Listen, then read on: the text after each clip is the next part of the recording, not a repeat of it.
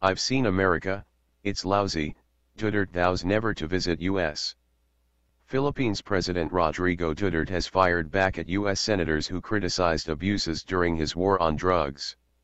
While the US lawmakers opposed any possible trip by Duterte to America, the leader said he had no intention of visiting the lousy country. There will never be a time that I will go to America during my term, or even thereafter, Duterte said on Friday, as quoted by Reuters. The Philippine leader was also surprised that the senators would think he was willing to go to the US. I've seen America and it's lousy, Duterte said. The statement came in response to Thursday's hearings at the Tom Lantos Human Rights Commission in the U.S. Congress, where senators accused Duterte's domestic anti-drug campaign of widespread abuses and casualties. The co-chair of the commission, Jim McGovern, opposed a visit by President Duterte to the U.S., saying that he would protest such a move due to multiple violations of human rights by the leader. Hitting back at the accusations, Duterte advised Washington to look at its own sins and threatened to investigate them, referring to civilian casualties during wars in the Middle East. It would be good for the U.S. Congress to start with their own investigation of their own violations of the so many civilians killed in the prosecution of the wars in the Middle East, Duterte stated. Otherwise I will be forced to investigate you also. I will start with your past sins. The possibility of a Duterte visit stems from an April phone conversation between the Philippine leader and his U.S. counterpart, Donald Trump, when Trump invited him to the White House to discuss the importance of the United States-Philippines alliance. Back then, Trump also congratulated Duterte for his unbelievable job on the drug problem. The Philippines strongman said that nothing can stop his drug crackdown, including a trial at the International Criminal Court, ICC, or impeachment. The anti-drug campaign had resulted in more than 7,000 deaths as of March 2017, according to Human Rights Watch.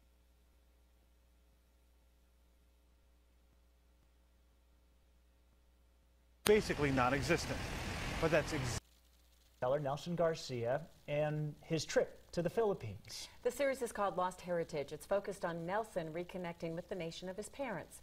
But there is an ugly truth that exists in this island nation: poverty. Driving around Manila, you can see a vast difference in life and in socioeconomic status. The Philippines is like a lot of third world countries, where the rich are very rich and the poor are very poor, with a middle class that is basically non-existent. But that's exactly where my mother's family came from. Emerging from a place that's hard to find in the Philippines. Well, that's how I was discovered for training. Charlie Garcia details life growing up middle class next door to my mom on a nearby island called Mindoro. Her father is the brother of my mother. That's why we're first cousins. I was a very nice person, very kind to us. As we cruise through Manila, I would still say that there's some middle-income families around. We are reminded about the realities of being in a third world country. If the middle class exists, it doesn't exist here. Poverty is a big issue in the Philippines, and not all of us can be rich. And when you're poor, it will, aside from luck, you will really have to work hard to make it big. In one world, high-rise condominiums and hotels fill the skyline with blocks and blocks of restaurants, shops, and cafes. In another world, families with young kids sleep on cardboard in the street. In one world, armed guards line every street projecting security and stability. In another world, a young child, maybe 3, just wandering alone in the median of a crowded roadway. One world, pools and playtime. Another world, some believe, are being targeted by police. Amnesty International published this report called "If You Are Poor, You Are Killed." In 2016, Rodrigo Duterte was elected president. During a controversial election not so different from ours, the former prosecutor declared war on drug dealers.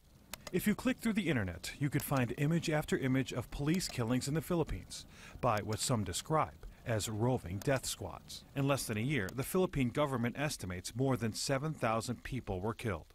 Amnesty International investigated 59 of those deaths and say that corruption, misinformation, and evidence planting led to the murders of innocent people.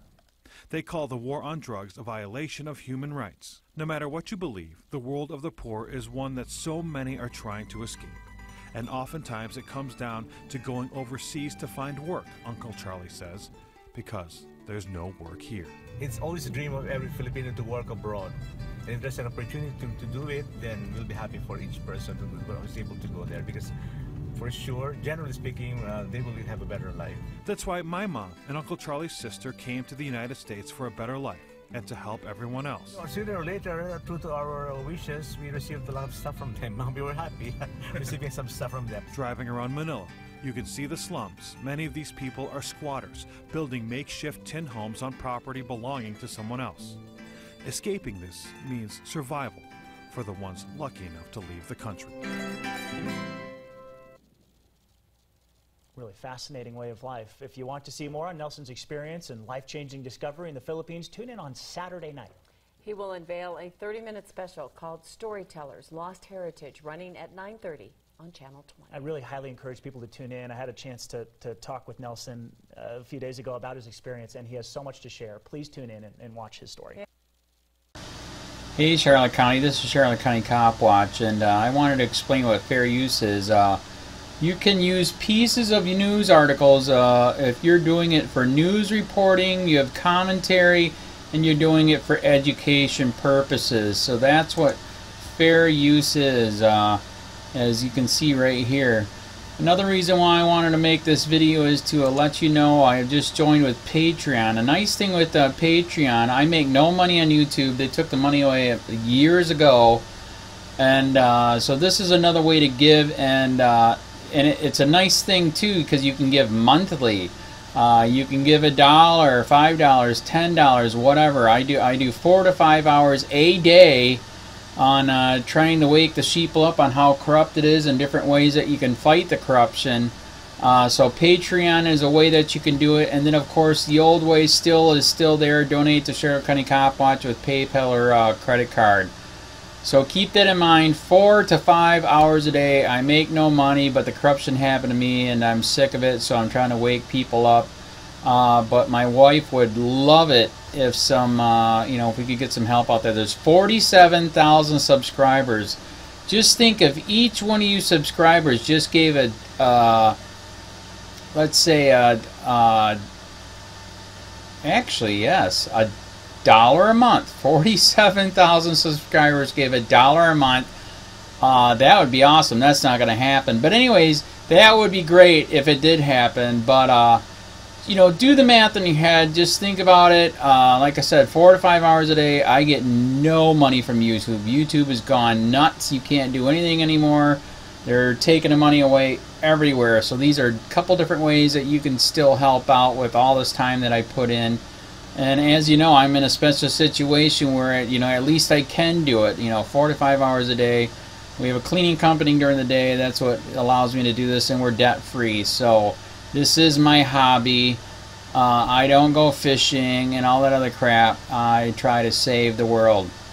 So help me out to make the wife happy, man. In fact, if you guys did give $1 a day, and there was 47,000 of you, and you did it, and each of you gave $1, and that was every month, oh my God, yes, I could quit. I could start suing them. Another idea too that we have is, if I got, some funds, we could actually contact everyone that has been ticketed and or arrested and put in jail and start sending them postcards to let them know we're here, and to see if everything went all right, and if it didn't, find out their story. So we could even do more investigations and more lawsuits. Lawsuits take money.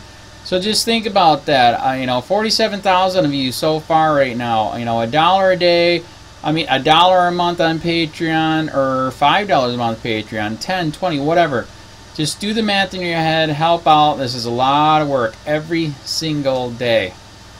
Thanks.